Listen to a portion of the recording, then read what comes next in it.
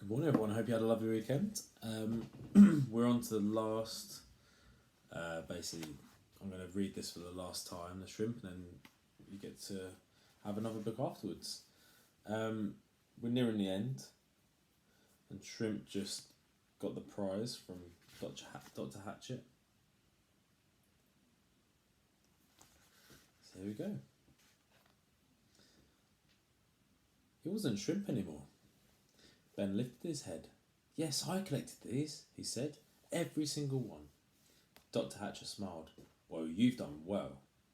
There are some nice specimens here. He picked up a razor shell, showed it to the class, then turned to Ben.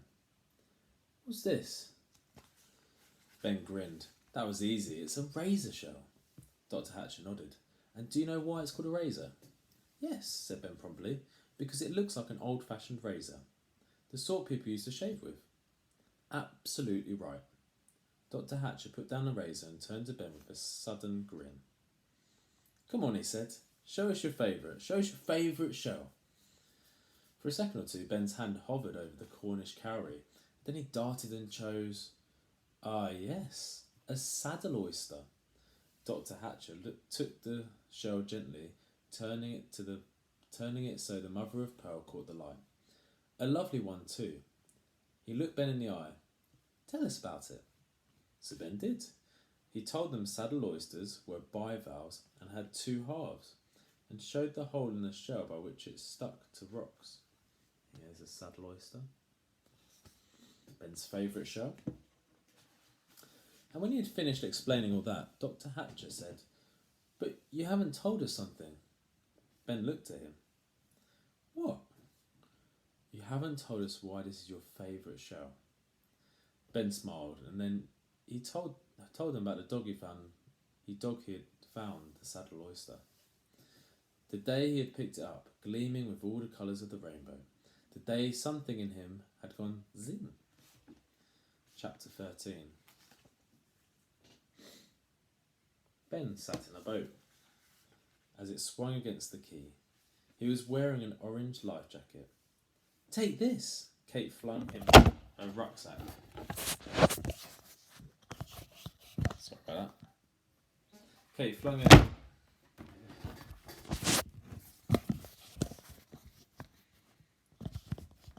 We'll get there.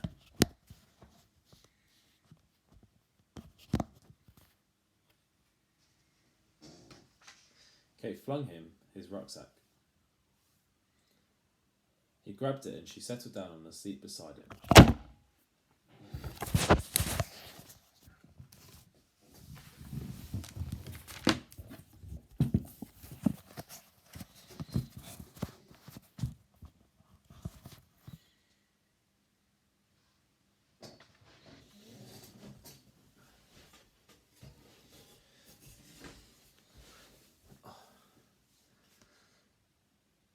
Kate flung him her rucksack.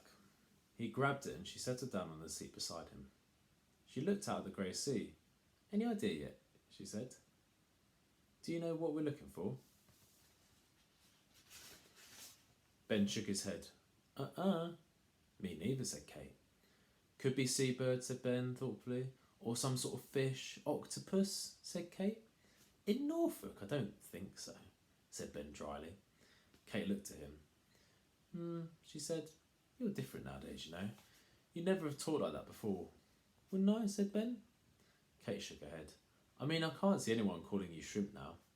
Ben laughed. Prawn then? More like lobster, said Kate. Ben made his hand into a claw and started nipping her arm. Here's Ben and Kate on their boat by the quay.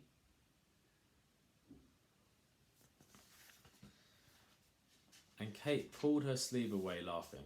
Ow, stop it! Suddenly Kate pointed at a black and white bird flying past. Look, it's an oyster catcher. She grinned happily. I love oyster catchers. They're so black and white. There you go, you can see them looking at the bird, the oyster catcher. And red, added Ben. Their beaks are red. Kate stuck her nose in the air. We birders say bills. Paul the cameraman climbed carefully into the boat, then took out his camera. Ooh, said Kate. Ben grinned. Hope he doesn't drop it in the sea. A second cameraman was standing by another boat, which was moored further up along the jetty. Miss Freeman was already sitting in that one. She leant forward and shouted at them, "Hey, don't get cold. Put your anoraks on." "Make us," Kate called back naughtily. Miss Freeman shook her head in pretend anger. "If I have to tell your parents you've got colds, you'll be in for it." "No way am I wearing an anorak over a life jacket," Kate said. "I'd look dead stupid." Ben nodded. "And we wouldn't show up orange if we fell in." "I don't intend to fall in," said Kate, looking at the dark water with a shiver. "Too cold." "Cast off!"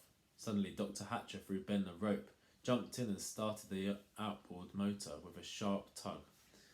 They were away. There you go, off on their little adventure. Dr. Hatcher settled back and looked at them with his keen blue eyes. "Well, here we go," he said. "This is the first part of our field trip." He smiled. "And I don't need to tell you to keep your eyes open." Ben nodded. He still felt a bit shy of Ray Hatcher, but he was happy just to be with him. Paul trained the camera on Dr. Hatcher as he spoke above the roar of the motor. "Well, here we are on the Norfolk coast, steering out to sea in a good boat, Mary Jane. And why? Well, that I can't tell you right now, because the trip is what you might call a magical mystery tour for two young naturalists here with me, Ben Shrimpton and Kate Askew." By this time, Paul had turned and focused the camera on their faces, and Dr. Hatcher went on talking about them. There you go.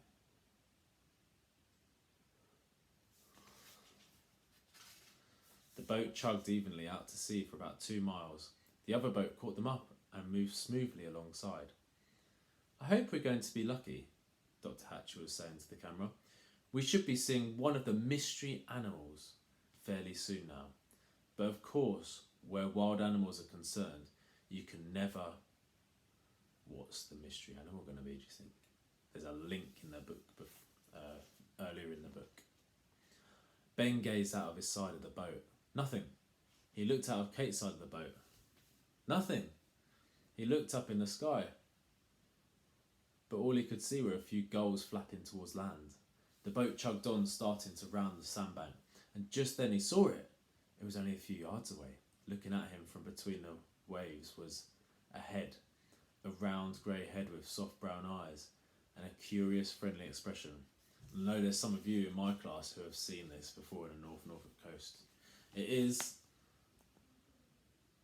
a seal. Ben knew at once what it was. He'd gazed at the picture so often in his seashore book. He nearly fell out of the boat with excitement. "It's a seal!" he shouted. Oh, it's a seal!" And then another head popped out, and another, and Ben tasted salt spray on his lips and a thrill in his heart. He's been waiting for that for ages. Chapter 14. "I told you your collection was a cracker," said Jenna. "They do look good," Ben admitted as the camera panned slowly over his shelves. And this was the collection that won Ben Shrimpton his place on the field trip. Ray Hatcher was saying in a voiceover. "I can see a crenulated Wendell trap," shouted Mum, pointing excitedly. "And there's your carry from Cornwall," said Dave, sounding pleased. The four of them were sitting in Ben's front room watching the TV. Suddenly the picture changed to 2 boats at a quay. "Ah," said Mum, "now we're getting to the field trip." Then the boats were heading out to sea and the camera closed in on Dr. Hatcher, steering the boat and talking over the sound of the outboard motor. "What's he really like?" asked Jenna. "Shh," said Mum. "I want to hear every word." "He's wonderful," whispered Ben. Jenna nodded, looking at the screen. "Well, he makes a good programme," she said. "I like the idea of a mystery wildlife tour." Now the camera focused on Ben and Kate, looking pale and windswept in their life jackets. "I can see Ben!" shouted Mum, pointing excitedly at the screen. "Oh, Ben!" cried Jenna. "You do look sweet." "Sweet?" said Ben. "I mean, cool," said Jenna hastily. They all looked at the screen and, "Sort of confident," said Mum thoughtfully. "Yes," Jenna turned to him. "You know what you've done, don't you, Ben Shrimpton?" "No," said Ben. "What have I done?" Jenna smiled. "You've really come out of your shell." And Ben looked at her and grinned. What a great way to end. I like that ending, and a metaphor about coming out of your shell as well. I think that's really important. It shows that his confidence has grown throughout this book. And at the start of the book, he was very underconfident, and now he's followed his passion. He has become confident. So hopefully, it gives you inspiration to follow your passions as well, and don't be scared of what other people think. Just go for it.